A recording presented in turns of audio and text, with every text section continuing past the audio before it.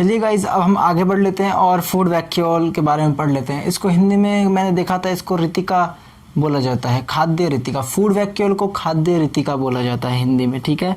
तो हम उसके बारे में बात करेंगे। देखिए, जो फूड वैक्यूल है वो क्या होता है, स्टोरेज सैक्स होता है। स्टोरेज सैक, सैक मतलब क्या होता है बेटा, सैक मतलब होता है थैला, ठीक है, थैला टाइप स्ट्रक्चर। स्टोरेज मतलब उनको इकट्ठा करेगा, किसी चीज़ को इकट्ठा करेगा। अब थैला है, थैले में हम किसी चीज़ को रख सकते हैं, तो उसका मेन फंक्शन क्या है बेटा, स्टोरेज का, उसको रखने का। तो क्या करता है, सैप को स्टोर करता है। सैप मतलब क्या होता है, जो वेस्ट मटेरियल होता है प्लांट्स के अंदर बना हुआ, उसको स्टोर करता है। अब यहाँ पर कुछ इंपॉर्टेंट चीज़ें हैं, मैं इनको समझा देता हूँ आपको। It occupies around 50 to 90% of the volume in the plant cell. Plant cell के अंदर जो सेंट्रल वैक्यूल है, हर वैक्यूल नहीं, सेंट्रल वैक्यूल, वो 50 to 90% एरिया को, वॉल्यूम को क्या करता है, ऑक्यूपाई करता है, उसको कवर करता है। मतलब कि प्लांट्स के अंदर 50 से 90% वॉल्यूम क्या होता है, length into breadth into height, मतलब लंबाई गुना चौड़ाई गुना ऊंचाई। जब हम तीनों को मल्टीप्लाई कर देते हैं तो हमें क्या मिल जाता है, वॉल्यूम मिल जाता है, ठीक है। तो इस वॉल्यूम को कितना कवर कर रखा है हमारे सेंट्रल वैक्यूल ने, वो कर रखा है बेटा 90% कवर, ठीक है, इंपॉर्टेंट है। It is mostly found in plant cell, ये बात ठीक है। जो प्लांट सेल्स होती है उनके अंदर वैक्यूल्स की संख्या ज़्यादा होती है और उसके अंदर एक सेंट्रल वैक्यूल भी मिलता है, किसमें, प्लांट सेल्स में। जबकि एनिमल सेल में वैक्यूल की संख्या बहुत कम होती है, ना के बराबर होती है, और अगर होते भी हैं तो वो बहुत छोटे वैक्यूल होते हैं, बहुत छोटे वैक्यूल होते हैं। अच्छा, अभी वैक्यूल क्या क्या स्टोर कर सकते हैं, वैक्यूल जो है बेटा अमीनो एसिड्स, ये ऑर्गेनिक सब्सटेंसेस होते हैं। अमीनो एसिड क्या है, ऑर्गेनिक सब्सटेंस, ठीक है।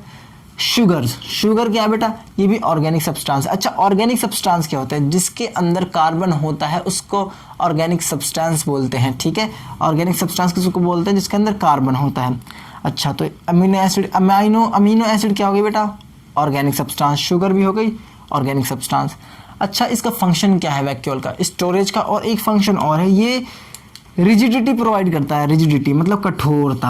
अभी कठोरता क्या हेल्प करेगी, इसका मेन मतलब क्या है, ये होता है बेटा प्रेशर को एब्जॉर्ब कर लेना, मतलब कि कोई चेंज ना होने देना।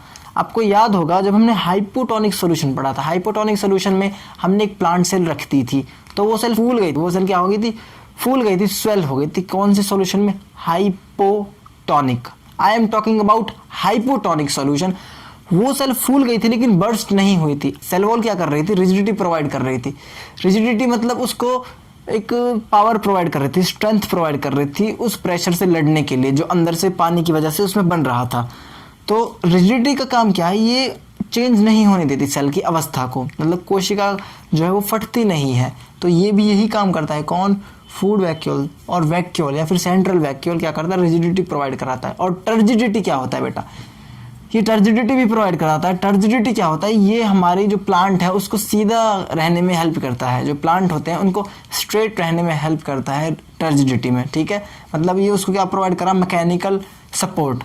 मतलब कि जो वैक्यूल है, सेल का जो वैक्यूल है प्लांट सेल का, वो क्या प्रोवाइड कराता है, मैकेनिकल सपोर्ट।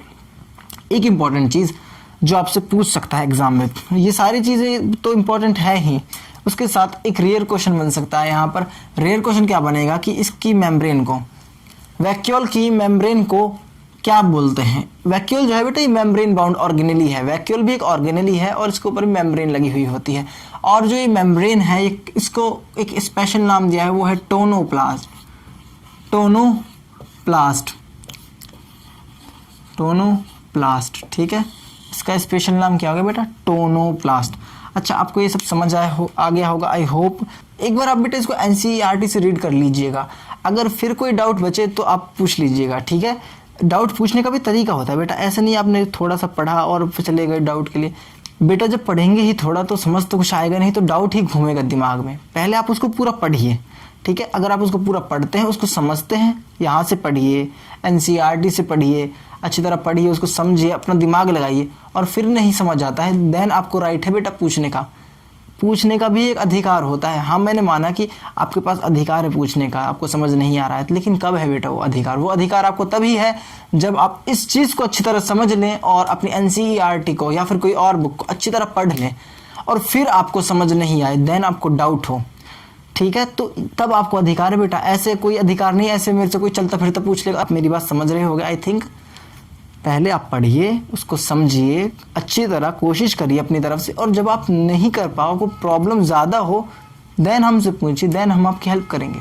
ठीक है, आई होप आपको समझ आ गया होगा, और बाकी आप इन चीज़ों को नोट भी कर लीजिए करिए। ठीक है।